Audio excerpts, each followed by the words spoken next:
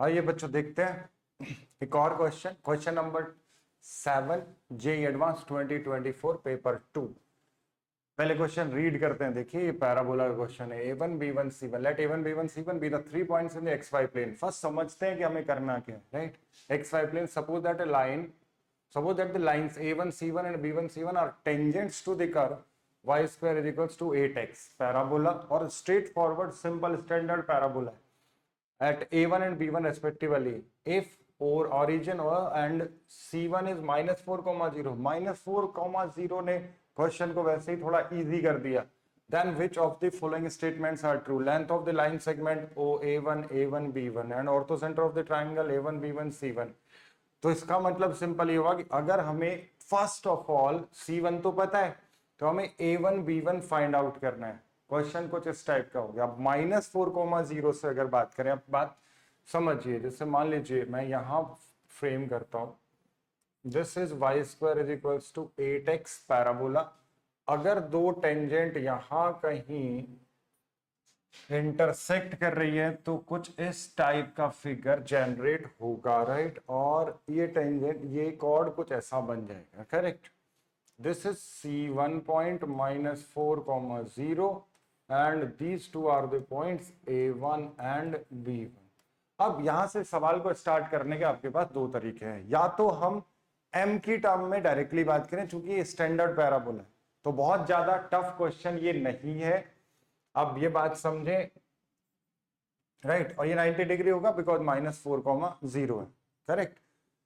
अब ये बात समझिए बच्चों आपकी, मैं काम करता हूं स्टैंडर्ड इक्वेशन। अच्छा, पैराबोला की जो इक्वेशन है अपने पास वह Y square equals to 8x।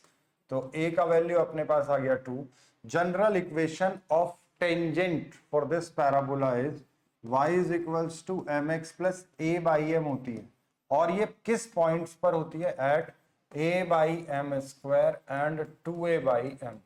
जितना याद रहेगा ये चीज उतना ही क्वेश्चन जल्दी सॉल्व होगा, और जल्दी सॉल्व होना बहुत ही फायदेमंद है एग्जाम पॉइंट ऑफ व्यू से। तो यहां जब a का वैल्यू मैं पुट करता हूं तो यहां a अपने पास 2 था तो ये 2 बाई एम स्क्वायर बन गया एंड ये 4 बाई एम बन गया। यानी अगर हम m का वैल्यू फाइंड आउट कर लेते हैं और यहां पुट करेंगे तो हमें ये पॉइंट्स मिल जाएंगे और वो दोनों पॉइंट ऑफ कांटेक्ट इजीली आएंगे। कैसे? डायरेक्टली एक साथ आएंगे।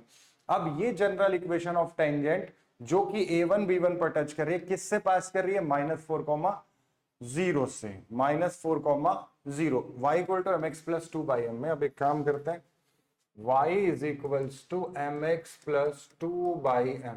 इट पास थ्रू -4,0 जो कि C1 पॉइंट है। ये पॉइंट इसमें पुट करते हैं तो ये 0 हो गया बच्चों। ये हो गया -4m प्लस 2 बाई m। यहां से सॉल्व करके हमें फाइंड आउट करना है। माइनस का 4m स्क्वायर प्लस 2 हुआ, m square is equals to बन गया अपने पास 1/2। m is equals to plus minus 1/√2।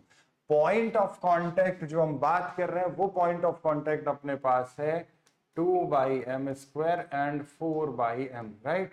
जब हम की दो वैल्यू हम यहाँ पुट करते हैं तो हमें A1 B1 डायरेक्टली मिल जाएगा। A1 आ जाएगा 4,4√2 एंड B1 बन रहा है अपना 4, -4√2। A1 एंड B1 दोनों पॉइंट अपने पास आ गए। C1 पॉइंट वैसे ही अपने को दिया हुआ है -4,0। अब ऑप्शंस पर आ जाते हैं।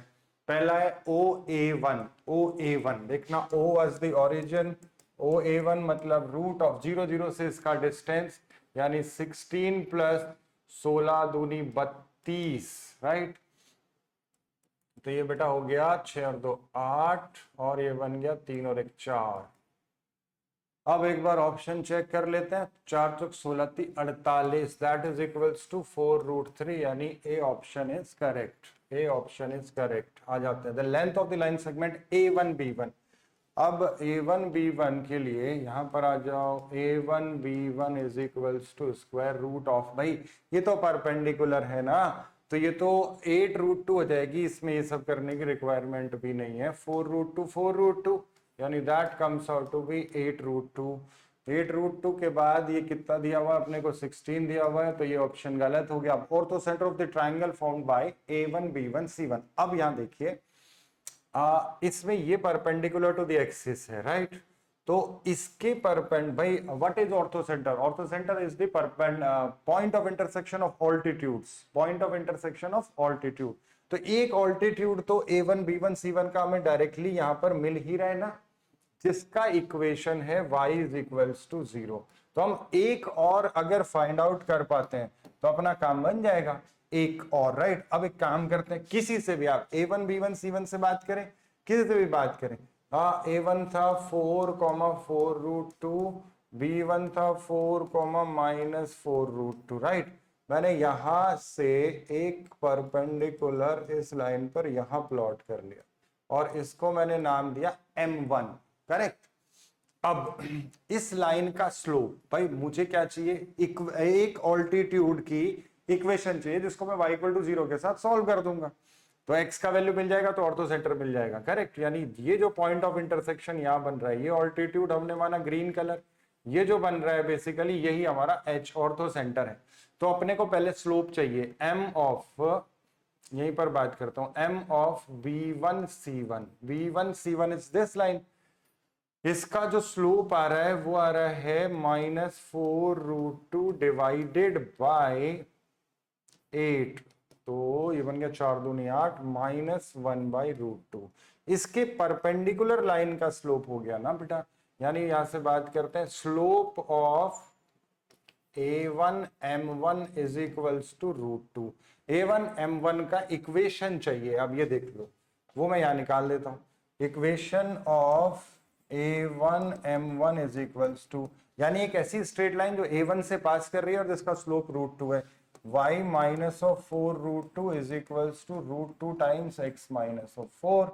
यहां से हो गया y minus 4√2 is equals to x √2 minus 4√2 minus 4√2 minus 4√2 गया, y is equals to x √2 हो गया।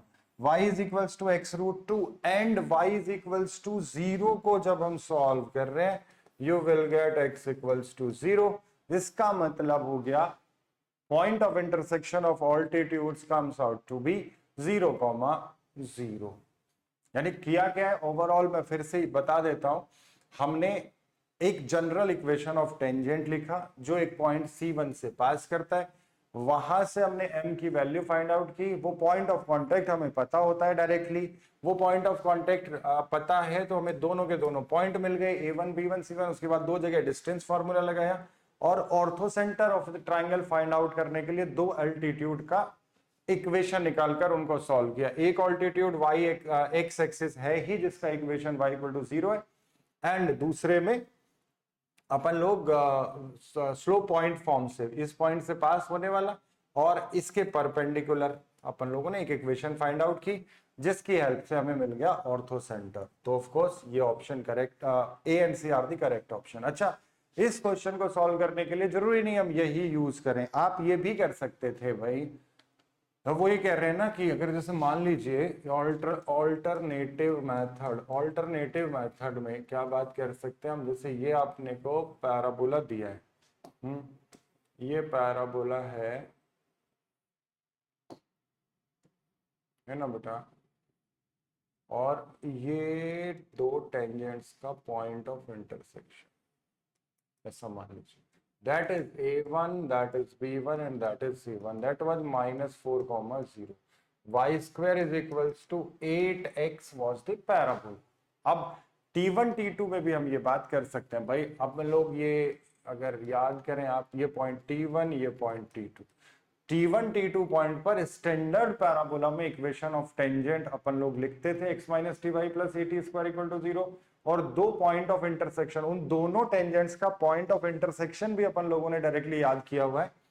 तो अगर देखा जाए तो C1 का कोऑर्डिनेट इसके अकॉर्डिंग, भाई जनरल T1 T2 पर क्या होता है, ए T1 T2 ए T1 प्लस T2, ए T1 T2 ए T1 प्लस T2, ये जनरल T1 T2 पर टेंजेंट्स का पॉइंट ऑफ इंटरसेक्शन होता है, राइट बेटा। ए का वैल्यू अपने पास कितना है भाई, अकॉर्डिंग टू, मैं इस साइड से बात कर रहा हूं, twice of T1 plus T2 A T1 T2 A T1 plus T2 A T1 T2 sorry ये T1 T2 है और ये twice of T1 plus T2 है, इतना है। इसको कंपेयर करें, C1 तो -4,0 दिया है ना, तो twice of T1 plus T2 comes out to be twice of T1 T2 comes out to be -4, यानी T1 T2 is equals to -2 आ गया अपने पास। And twice of T1 plus T2 is equals to अपने पास है 0, तो यहां से T2 equals to minus of T1 आ गया। T1 T2 में दो इक्वेशन जनरेट होने के बाद we can solve and find the values of T1 T2।